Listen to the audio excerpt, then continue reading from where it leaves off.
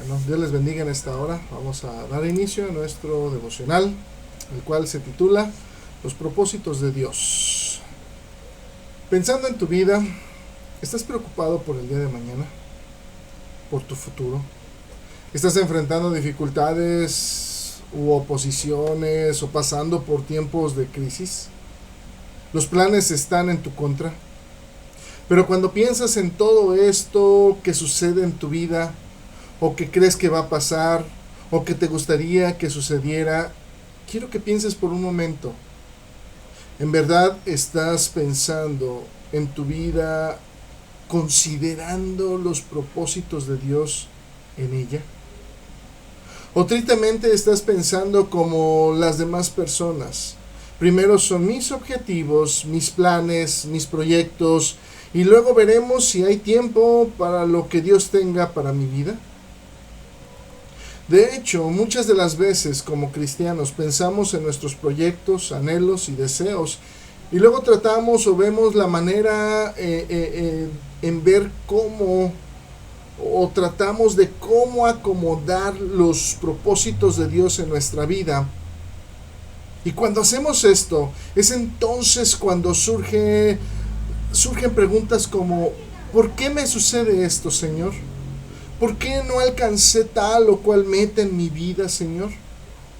Nos olvidamos de que un día le dijimos al Señor que ya no vivíamos nosotros, que estábamos muriendo a nuestro yo, para que Él fuera nuestro centro.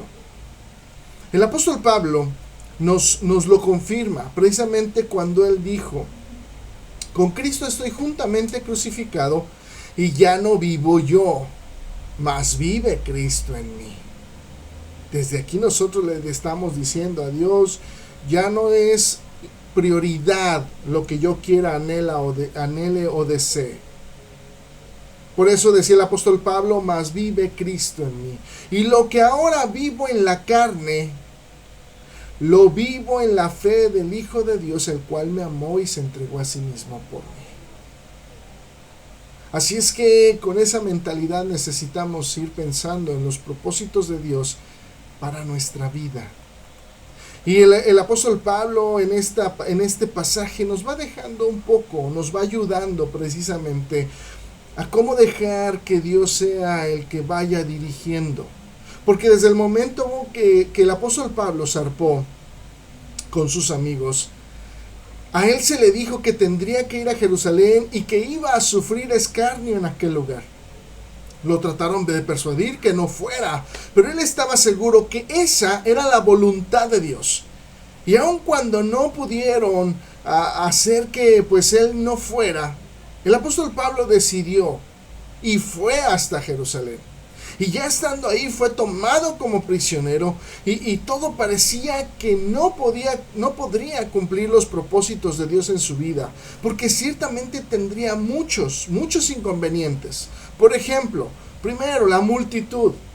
Ellos planeaban borrar al apóstol Pablo de la faz de la tierra. Ahí en el capítulo 22, verso 22, dice la escritura: y le oyeron hasta esa palabra. Entonces dice: alzaron la voz diciendo: quita de la tierra a tal hombre, porque no conviene que viva. Aunque fracasaron finalmente porque sus planes estaban en contra del propósito de Dios. Pero también encontramos al comandante. Era un hombre con poder militar. Planeaba hacer azotar al apóstol Pablo hasta que suelte la sopa. Ahí en el verso 24, igual del capítulo 22, dice la escritura: mandó al tribuno que le metiese en la fortaleza y ordenó que fuese examinado con azotes para saber por qué causa clamaban así contra él. Pero el plan otra vez fracasó, porque era ilegal azotar a un ciudadano romano antes de ser condenado. El consejo o las autoridades religiosas, el Sanedrín, conspiró para darle muerte al apóstol Pablo. Ellos no querían verlo. Ellos querían erradicar toda doctrina que el apóstol Pablo estaba llevando y compartiendo. Y más porque veían que la gente lo seguía y lo veía como un hombre de Dios. Por eso dice la escritura ahí en el capítulo 23, el verso 12. Venido el día, dice, algunos de los judíos tramaron un complot y se juramentaron bajo maldición, diciendo que no comerían ni beberían hasta que hubiesen dado muerte a Pablo. Eran tantas las trabas que estaba teniendo el apóstol Pablo para cumplir los propósitos de Dios en su vida, para poder llegar hasta Roma, que ciertamente hasta el apóstol Pablo ya estaba tal vez dudando si ciertamente estaba haciendo la voluntad de Dios o solamente era un mero pensamiento o voluntad del apóstol, el de llegar hasta Roma, y no era un designio de Dios. Pero precisamente el Señor le confirmó en su corazón que todo estaba bajo control, que los propósitos de Dios se cumplirían, aunque parecía algo complicado, difícil de vislumbrar en ese momento. Por eso mismo el Señor tuvo que hablar con él directamente. Dice la escritura ahí en el verso 11 del capítulo 23. Dice: a la noche siguiente se le presentó el Señor y dijo: ten ánimo, Pablo, pues como has testificado de mí en Jerusalén, así es necesario que testifiques también en Roma. Cuando alguien quiere hacer algo que va en contra de la voluntad de Dios, tiene que hacerlo usando métodos nada agradables para con Dios. Como por ejemplo, tiene que mentir, tiene que engañar, tiene que inventar, planear en contra. Y todo esto sucedió precisamente contra el apóstol Pablo, a quien con engaño le iban a llevar ante el concilio de los judíos como pretexto de que querían seguir interrogándolo, pero estaba ya puesta una trampa de varios judíos que le darían muerte antes de llegar al concilio, ya que una vez precisamente que su sobrino escuchó el plan malévolo de lo que estaba planeando los judíos, le fue avisado al apóstol Pablo por su sobrino.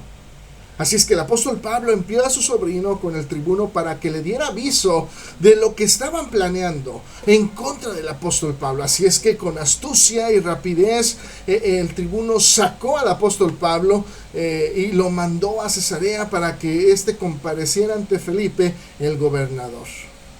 Y así el apóstol Pablo fue librado en ese momento. La pregunta es, ¿el apóstol Pablo estaba confiando en él o en Dios? Porque al parecer todo estaba gris. No tenía color, no tenía pies ni cabeza. Todo estaba, o al parecer, estaba en contra del propósito que él había puesto en las manos de Dios. Y que Dios lo había avalado, pero no parecía. Una de las cosas que el apóstol Pablo nos deja ver con todo esto es que Dios ordena nuestros pasos, así como lo hizo con él. La soberanía de Dios significa que no tenemos que preocuparnos por el resultado final. ¿Por qué? Pues porque Dios tiene el control de todo. Aunque no siempre sea fácil de verlo en el momento. Y es a veces ahí donde nosotros tenemos que depositar nuestra fe en Él. Es ahí donde tenemos que confiar en Él. El propósito de Dios, aún para el apóstol Pablo, fue que él siguiera extendiendo el evangelio, que siguiera hablando aún hasta en Roma. Y así fue. El apóstol Pablo después llegaría a Roma y él sigue predicando, él sigue hablando, él sigue testificando. Y el apóstol Pablo nos deja este testimonio para nosotros. Aun cuando los propósitos de Dios parezcan no ser muy claros para nosotros, el hecho es de que no tiene que estar claro para nosotros. Lo claro debe de estar es que nuestra fe puesta en sus manos. Eso es lo que sí debe de estar bien claro en nuestras vidas. El propósito de Dios es que cada uno de nosotros podamos testificar. Donde quiera que vayas, donde quiera que estés, tú puedas dar testimonio de lo que Dios es en tu vida. Cuando sea apropiado, da testimonio. Tu vida es un testimonio incluso cuando no estás hablando. No esperes hasta que todo vaya bien o esté bien. En realidad, a veces tu testimonio es mucho más poderoso en tiempos difíciles, porque es ahí cuando nosotros damos testimonio de quién es el que gobierna nuestra vida. Los propósitos de Dios se van a cumplir en nuestra vida cuando nosotros tenemos la plena certidumbre y confianza de que así sucederá. Dios te bendiga.